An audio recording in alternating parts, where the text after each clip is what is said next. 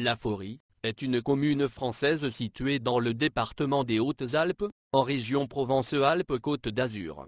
Ses habitants sont appelés les Forions. La commune s'étend sur 31,4 km² et compte 312 habitants depuis le dernier recensement de la population datant de 2006.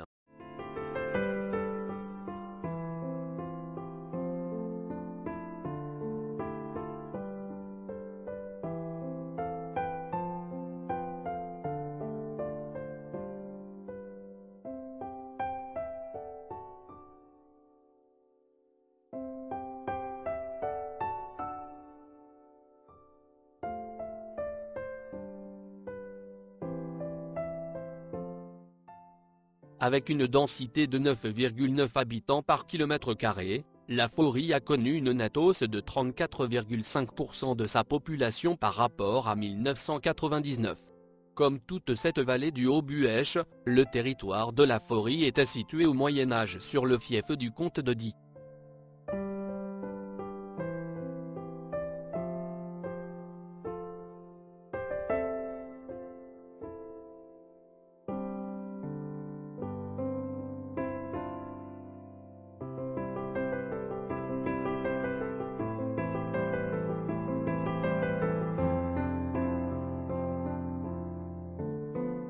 Primitivement appelée les Fories, signifiant le pays des forgerons, cette commune est née en fait d'un démembrement de l'ancienne communauté de Saint-André-en-Beauchêne, qui regroupait les hameaux du Villard, de la Rochette et de Saint-André.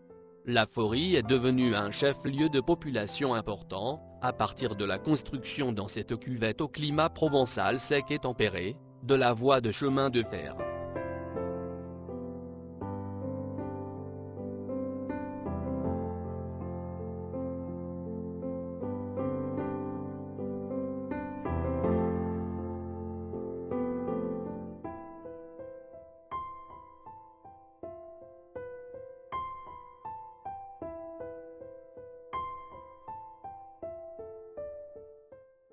C'est là qu'apparaissent les premières lavanderies, à la limite de la zone arboricole du Serrois.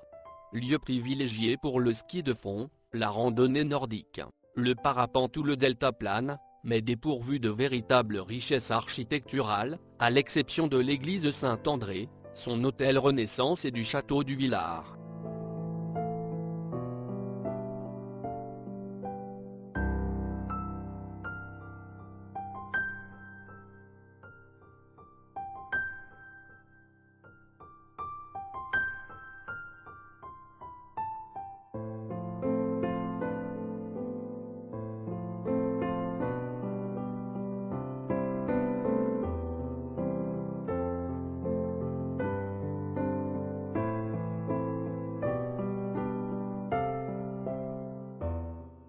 La Forie est surtout connue maintenant pour la présence depuis les années 70, du monastère orthodoxe de Notre-Dame de la Dormition, où vivent quelques moines. Elle a finalement été récemment transformée en médiathèque intercommunale. Entourée par les communes de Montbran, Aspres-sur-Buëch et Saint-Pierre d'Argenson, la Forie est située à 45 km, au nord-ouest de Gap, la plus grande ville aux alentours.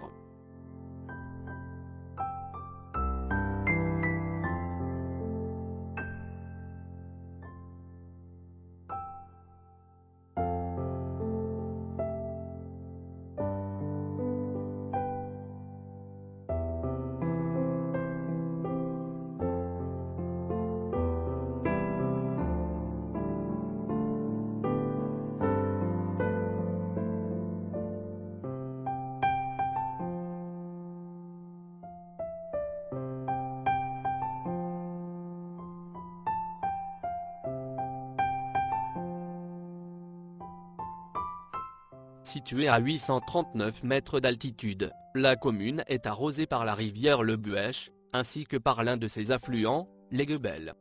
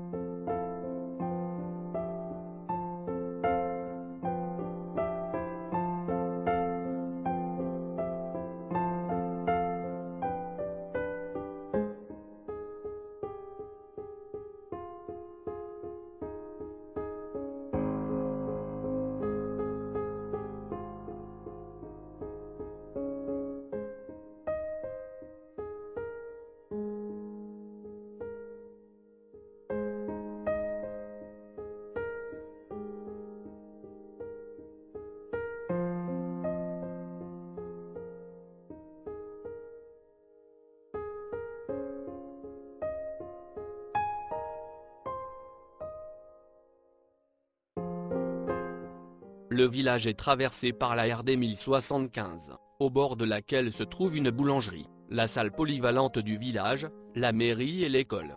Il est à noter que cette salle polyvalente est chauffée depuis plus de 20 ans, par la géothermie.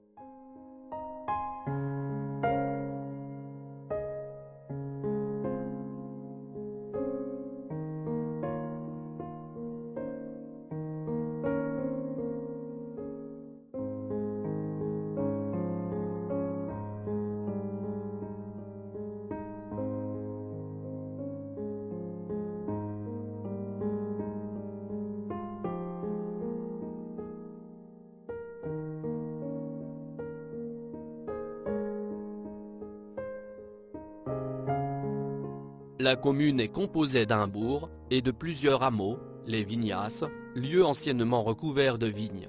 Les Granges, avec sa distillerie de lavande, et sa fromagerie. Les Pusteaux, avec un très ancien petit cadran solaire, en bas-relief, dans le mur d'une des maisons. Saint-André, ancien centre du village, avec son église, et les restes de la dernière tour d'un château. Le Pré du Four, avec un restaurant à proximité de la route nationale. Notre-Dame, lieu situé en hauteur du village, où se trouve un monastère orthodoxe, et un petit château en assez bon état.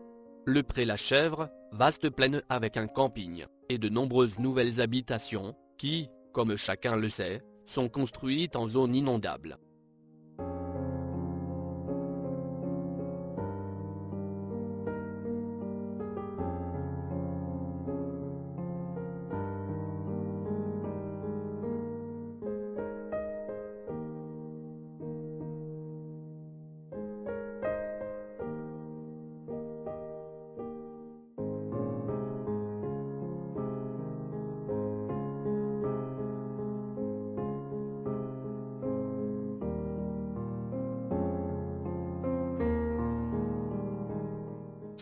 Hameau situé en hauteur du village, où commence la route pour se rendre en haut de la montagne de la Longagne, et son site de décollage de parapente.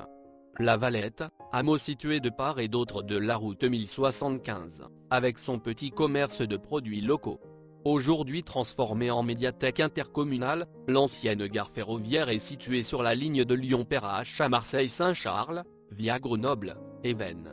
Le nom de la localité est attesté sous la forme, la Foréa en 1176. La forme Fabrice, en 1416, explique ce toponyme qui, en français, se traduit par la fabrique, sans doute une forge ou un espace lié au travail du métal. Fabrication, création, dont un des sens anciens était, forge, Laforie en 1535. La Foria en occitan haut-alpin. Foria désigne toujours une forge en occitan. Le nom de la Forie dériverait de la fabrica. Guillaume Artaud fut seigneur de Saint-André en Beauchêne. Il eut de Béatrix de La Roche, dame de Tray, fille de Sibille, dame de Tray et du Revest, et de Raymond de Montauban, viguier de Marseille, 1352-1353. Béatrix institua, par testament du 17 juin 1342, ses fils Dragonnet et Raymond de Montauban, ses héritiers. Raymond devint seigneur de Tray, de Montmort, et du Revest.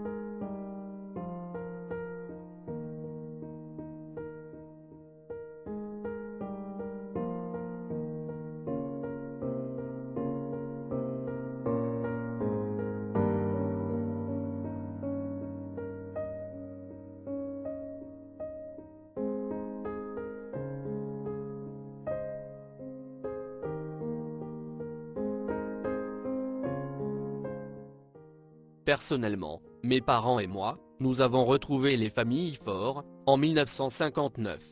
Mes parents y ont acheté une maison, à La Valette, au début 1961. Aujourd'hui, il ne reste plus que Gilbert, qui n'est pas, comme on dit, un perdreau de l'année.